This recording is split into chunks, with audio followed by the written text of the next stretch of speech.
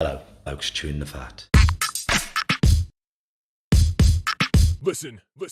I've been hearing a lot lately about men don't talk, but in my experience, men do talk, just people aren't listening.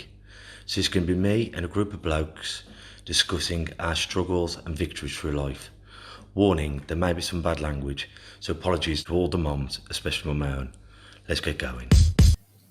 I've been it's the Black Country Blokes, chewing the fat about everything it is mental health, disability, and life in general. Here with me, Kev Dillon, and my partner in crime, as always, Mr. Lee Catman. And today we're very lucky to have Jen from Discover You. So, Jen, thank you, first of all, for coming on. Oh, thank you for having me. It's a pleasure to be here.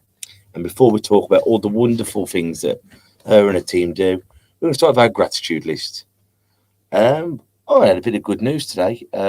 Super Zane. Yep.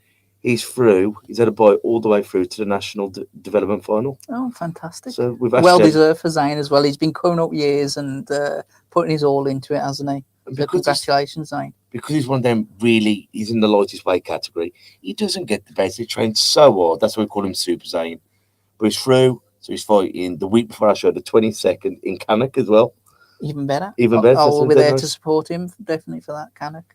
And I'm going to give a shameless plug. We've got a boxing show the 29th of October, Cosley. So come and support the Lions ABC. I'm going to be saying that every week. For more details, go to the Lions Facebook, YouTube, and bloody everything. TikTok, Instagram. So come and support the team. What are you grateful for? I'm grateful, actually, for Jen for being here today. I absolutely love the shows we do where we have charities on and charities that are to do with disability. And we've been talking a bit off air about what Jen and her team do, and it's fantastic. So thank you very much for coming on, Jen. What are you grateful for, Jen? Right now, you two. Thank you for inviting me on and giving me an opportunity to, reach a few more people, use your platform to let a few people know what we do and that we're out there, really. So thank you to you both. Really appreciate it. So Discover You, what is it? So Discover You is a charity that supports adults with learning difficulties. We provide day opportunities to allow individuals to gain work experience, life skills, get some experience in things they've never tried before. We're based in Wollaston and also in Stourbridge. We have a tea room that the guys can do sort of work experience sessions in, get to know customers, do some customer service, money handling. And then, we have a workshop there where we make crafts, recycle a lot of old furniture and wood that's headed for incinerators, do gardening.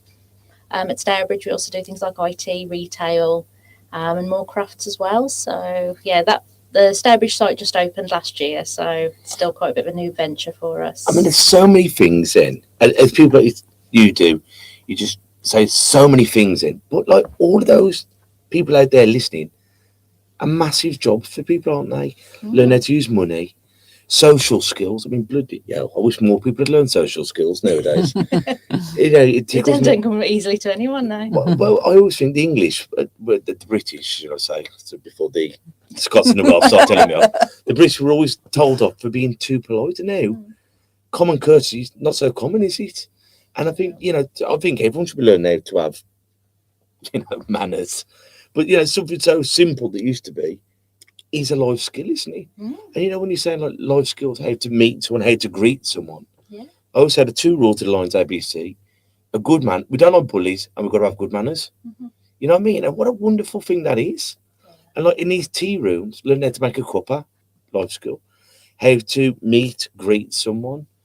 And that's just one aspect, isn't it? What else goes on in these tea rooms? Well, I think sort of having the guys working in the tea room, it breaks down a lot of those barriers. And I think a lot of people have almost a bit of a nervousness on how to interact with people with disabilities and, with those communication barriers. You know what? I didn't think about it like that, but people do, don't they? I find that with my daughter when we're out and about, people will either not ignore her, but you can tell they're trying not to look. Yeah. And you're right. We need more people. I say normal people. I hate that, but you know what I mean. Able-bodied people to go in there and say, well, actually, there's absolutely no difference. There's none at all. You can have a conversation. You can, Yeah, it's. I think a lot of people, like you say, when they look away, it's the fear of getting it wrong. They don't want to offend anybody. They don't want to upset anybody or be seen to be judging or anything like that. Whereas actually, by turning your head, that can Yeah, I've always sort said that. I make find that that a lot. We've had it before. Walking down the street, and there's been a mum and a kid, and the kid. You can see the kid staring. My daughter got this fantastic wheelchair that lights up, and you get, you'd stare, you'd stare, and you say, oh no, don't say. I'm like, actually, I prefer you just come over and come and have a chat with us. You know, and then there's polite curiosity, isn't there? Yeah, there's been ignorant in both senses, ignoring and staring, and there's a curious. but the thing is, children are curious, Yeah, and that's when you've got to go. Precisely. Yeah, let's go over and have a chat, because that you break down that barrier at a young age. Then actually, she's just a kid like me. Precisely. What we do see from our customers is, they're so patient and wonderful, and they're really behind the cause as well, and everybody just feels so comfortable around one another, and it's great to be able to help people in their own lives as well as the people that we're directly supporting as well, and just sort of bring the community together a little bit. What kind of disabilities are we looking at? Is it autism? Is it learning disabilities? Is it physical disabilities? Any level of learning disability. Yeah. And a number of our guys do have physical difficulties. We have wheelchair user, people with mobility issues, sight issues, hearing issues. As long as anybody that can be safe and happy with us is welcome, and we take anybody from 16 plus. So we don't have a criteria of a ability level or a disability level. We look at who's going to gain something, whether it be the social element, whether it be the work element. We've had people leave us and go into employment from being with us, and it's about what's right for the individual, and we do try and tailor it around the individual and make it worthwhile and meaningful for them. What's your speciality then if I come into the cafe? Oh, it's a big slice. The cakes are amazing. We're gonna have to try them, aren't we? The guys in the team have gotten very creative, and there's been sort of like banana cakes, pineapple ones, lime and coconut when that's on is amazing. So I think the best thing to do is come and have one of each. And is that the guy who's made the cakes as well? So we have tea room staff who obviously produce it, but the guys get involved and they'll do sort of like a lot of the customer service. They'll come and sort of help with some of the prep work, whatever they want to get involved in, really. So because it is a functioning tea room, we do obviously have to ensure we sort of get out what we need to get out and make sure the counter's stacked as well. Yeah. But isn't it nice to have a safe place where, and as you say, it can be a stepping stone. It can be this safe place where I've gone from a school or just being around mommy and daddy or my carer to going out, meeting friends, being accepted by a community. And then once I realise that I am more capable than I've given myself credit for, then I can step on to actually new ventures.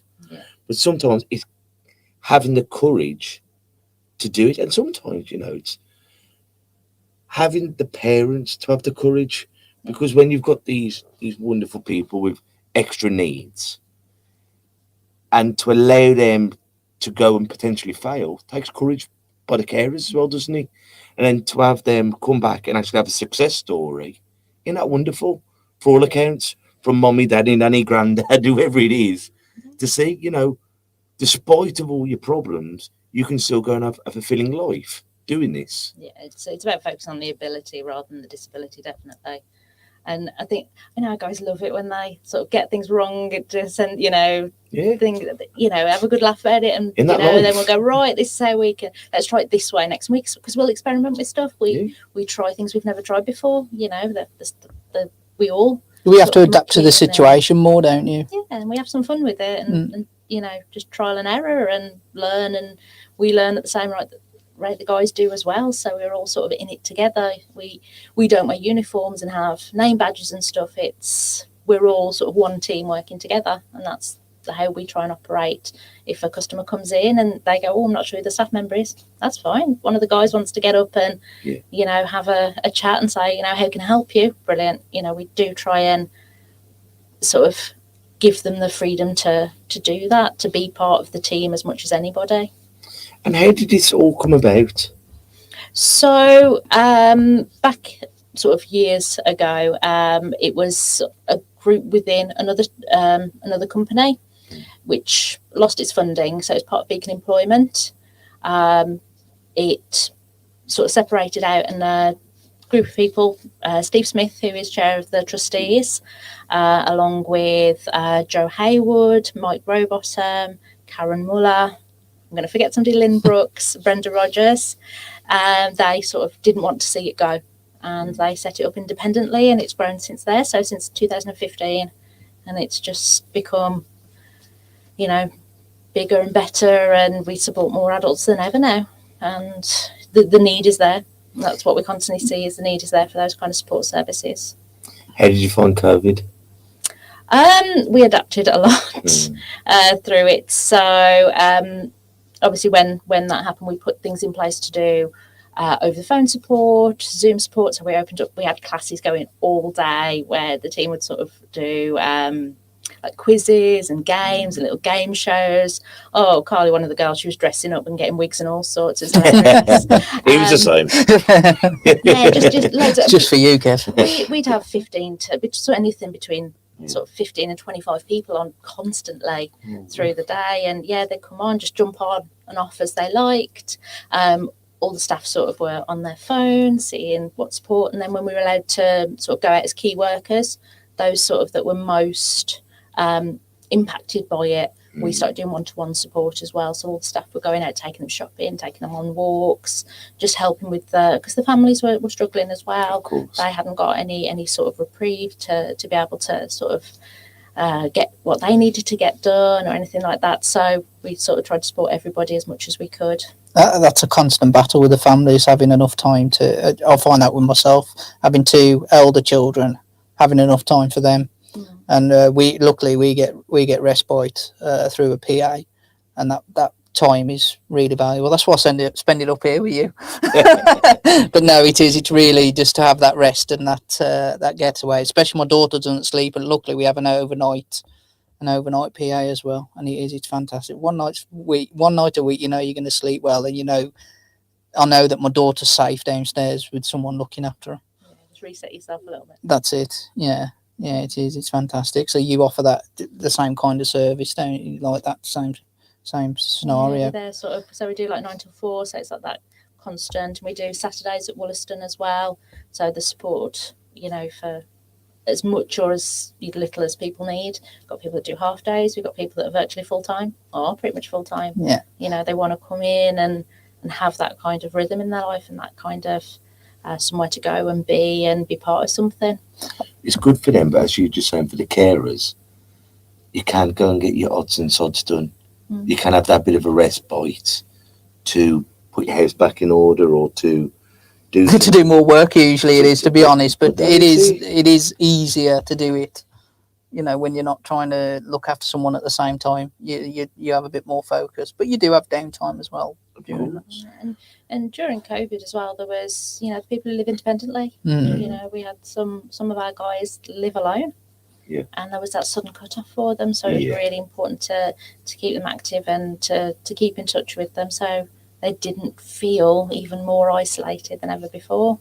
So I mean, during COVID, we were in constant contact with Acorn, the charity, another fantastic charity who were bringing us food parcels and all this. Yeah, it was brilliant. I'd love to get Acorns on here. We'll I'm sure we can do that. Yeah.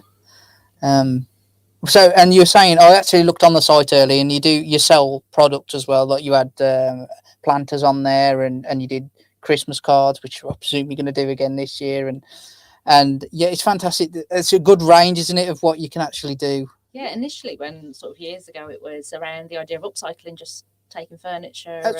Where do you get that upcycling stuff from? Is that just donated through anyone? Yeah, I thought you might have like Stourbridge Tip being so local, whether they would donate, or whether we could. That's it. I can imagine the stuff that they get there. That you could kind of reuse. But so at the moment, it's more like me and Kev, everyday folks donating. Yeah, I'm going to be taking this down the tip. Do you want it before? Because it's in good. Okay, so now that's good to remember because and in fairness, we haven't really looked at those sort of bigger scale things because we get so many. We've always got you've never had to, but we've always got some sort of dresser on the go, tables and chairs. People bring their sort of old, sort of starting to show its age a little bit, and we'll just upcycle it for them. Does it need to be wood? Yeah, Preferably. not veneers. So with veneer, it's difficult because But not you can't metal take work. back. Yeah, we've done metal work Oh. like benches and things like Yeah. that. Yeah, we're limited, but because we're doing a lot of stuff by hand, but we'll give things a go. You know, as long as people aren't too worried if it doesn't go right, we'll definitely try something we haven't tried. But we do a lot of bench ends and things like that. So yeah, bit and bit. Although we don't do any sort of welding or anything like that.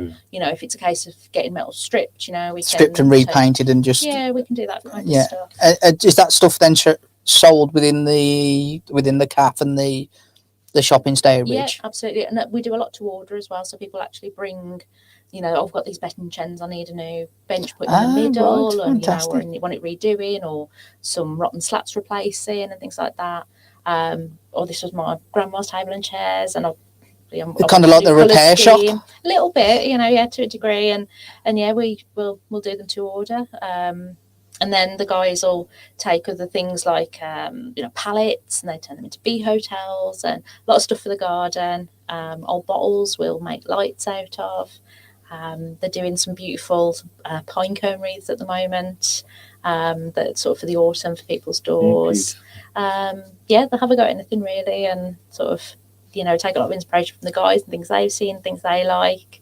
And yeah, then we'll pop it all in the shop for people to sell, and that kind of generates a little bit of money for the guys to get more materials. It's like a little business within the charity. It's like the guys' own little social enterprise within it. So yeah, anything they make profit wise means we can get them some nicer paints, we can get some new brushes. I did notice on there actually, I don't know whether the prices are up to date, but actually I was really surprised how cheap stuff was that was handmade as well. Try and keep it, because we haven't got any labour costs in terms of that. You know, the guys, they come and attend and they do it. Yeah, it's just really the materials and stuff, and you know, we want that the guys to experience that cycle of business, that you develop something, you know, you sell it, you've got this amount of money to then go and buy X, Y, and Z with, and you make new stuff and you improve it. And I mean, the bird feeds and things, if you looked at them over the years, how they've improved, the guys are still the ones making it. You know, they're still the ones working on it, and they've developed those products over years and years. And what age is it, guys? From 18? 16 or plus. 16, all the way up to whatever age? I've got somebody who's almost 17, and then I've got somebody who's almost about to turn 70. Oh, well, wonderful. Yeah, so And proper, even really big age range. That's a life skill. Giving each other knowledge. This is how you work a phone, or back in my day, this is how we used to talk to people. And isn't that lovely? You know, because that's a community in itself, and that's how we've lost it, haven't we? When you're looking out for your neighbours and they're giving you a bit of advice how it was back in the day, and you're telling them how it is present. And when you see some of the sort of guys that have been with us longer, and then you're getting the newbies coming in, and how they take each other under their wing. I can imagine it's nervous, a different atmosphere. You know, not many of them have probably gone into a CAF before, or worked in a CAF before, should I say? Probably gone in CAFs. So yeah, it's a nerve-wracking thing. It's nerve-wracking for anyone who kind of starts a new job and has to go in someone there. to take you under the wing, because they feel important. Yeah. Because I always like doing that downstairs. They're going, so-and-so, can you show the new person how to do the boxing stand? They feel very important because they're showing them. Yeah. And that new person looks up to that person who showed them, and it's you're giving people a place, you're giving people opportunities to be important and to be responsible. And then that new person remembers how nice it was, and they pass on the love. Yeah. They give forwards the knowledge and the love, don't they? And I mean, it's and sort of the way the guys are with each other. It doesn't take anybody long to feel like they've been there for ages. It's people will come in, they've been there a week, it's like they've been here for years. Get comfortable fast, because they're just everybody's so welcoming, and they really look after each other. It's amazing. So as a charity at the moment, what do you need to keep going, to keep, you know, are you looking for donations? What you're looking for? Is it? I mean, obviously donations are always welcome. Materials, we do struggle. Wood has been a difficult thing to get hold of. The prices of it have gone through the roof, and people aren't giving it away or disposing of it like they used to. As in pallets? Pallets are useful. We're limited on space, so yeah, just things like plywood, Yeah. just your basic plywood. They are difficult to get these days. But also just for people to come in and see us, come and use the tea room, come and get something from the shop, because that's how the guys are going to get to see everybody, get to talk to people, and where we actually get to do the work rather than sort of just putting it down to money or anything like that. Getting the guys involved in things is far more valuable. But also, I didn't realise it was that, because I've been past that cafe plenty of times, and I didn't realise it was part of what you do. Tea room, sorry. But yeah, it's on Wollaston High Street, isn't it? And the shop is on Stourbridge High Street. That's it, yeah. You can't miss them, actually. The Whereabouts on the High Street? it is In Stourbridge, Yeah. opposite the Talbot. yeah, The Talbot pub? Used to be hotel. Celebrations, the card shop. Oh, blooming heck. Yeah, so we just open the shop a few days a week at the moment, just really when we've got enough people to be able to do so. So generally open 3, sometimes 4 days a week now, and the members are in Monday to Friday. But yeah, start getting the members in October, and then we open the shop just before Christmas, just the end of last November, and we've filled up 2 days so far, because just people really obviously enjoy coming to us, and there's just so much need for support out there. So, And there is a need for support out there, isn't there? Yeah. There is, man. I mean, blooming heck. And it's wonderful these people like yourself going and giving somewhere that's safe, that's knowledgeable, that's showing not only the users, the people you're helping to see how business works, how the world works, how good people can be, but it's showing that the public that these are a part of society, and they're not nothing to be frightened of.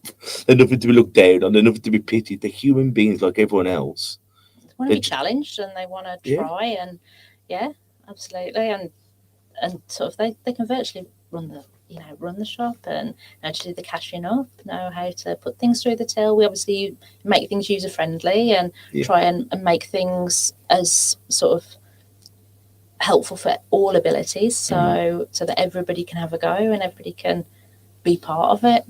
But then what we need is some of the higher ups to come in and go, if I put the plug there, then so and so can use it. Have a look how, just with a couple of simple tweaks, haven't got to be expensive tweaks, you can make the world a much more inclusive place. I always say, because my eyes are terrible, I lost my vision when I was 3. But by putting a yellow line on the steps, makes you know when there's a step. Yeah. One can of paint can sort out a lot of steps. Absolutely. But simple tweaks in life can make the world so easier. And one thing we changed sort of a few years ago was those one-touch kettles. Yeah. Everybody can make their own cup of tea. People have never been able to lift a kettle to make their own cup of tea before. It used to be years ago we'd take turns in doing tea rounds and stuff. No, everybody can be independent with that, and we do try and promote as much independence as possible. But little things like that. They're not that much more expensive than a normal kettle, and they're great. It's knowing people's limitations, isn't it? You know your own. There's certain stuff when we just give in before we've even had a go, and it's things. Well, if you just change out a small thing, you could make the greatest difference to my life. And education ain't there yet, but it's getting better. And there are things out there. When we've had like caring for carers, and we've had different things, unfortunately when it comes to like niche equipment, often in toys, and it's so blooming expensive, isn't it? So when we can have these donation things, like when your children or your person has grown up, if we can donate it to other wonderful organisations, because don't let the fun and the enjoyment and the education die with that person. Let's upcycle it, be it your things that you've got or things that you don't want anymore or you don't need anymore.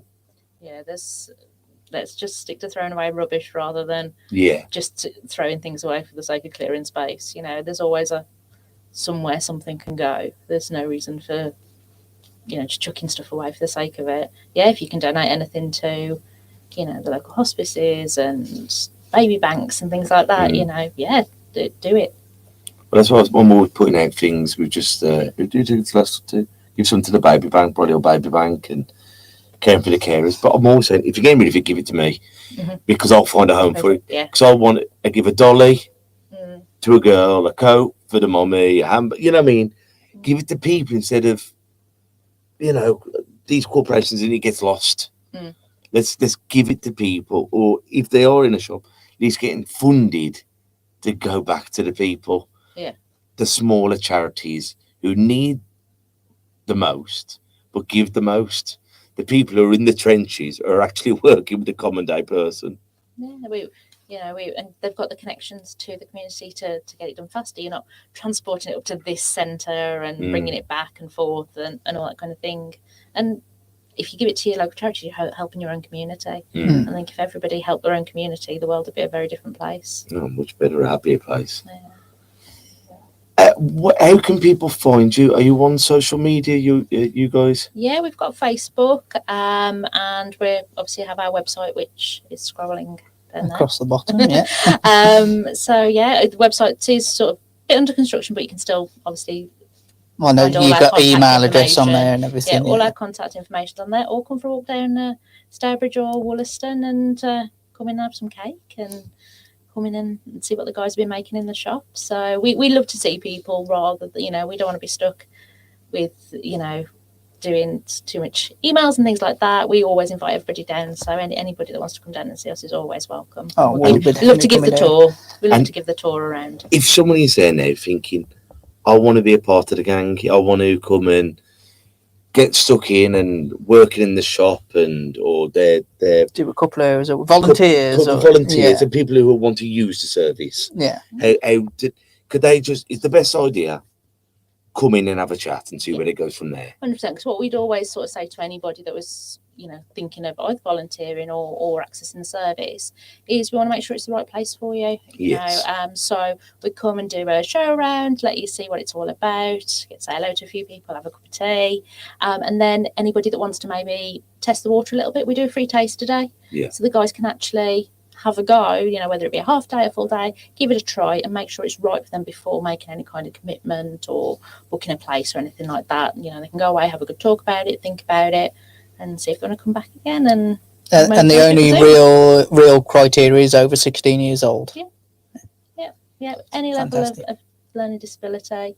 As long as they feel that it'd be the place they want to be and they'd be happy there, then absolutely. And it's okay if it's not, isn't it? Yeah, sometimes it's not like people. Not right for everybody. Absolutely. Some people go and thinking, well, I might not like it, but I bet if you do like it, so go and have a try, and you haven't got to do it forever. Yeah. Just try it, see what the guys are like, have a chat, even if sometimes just pop in a few times, have a cup of coffee, and see how it's working.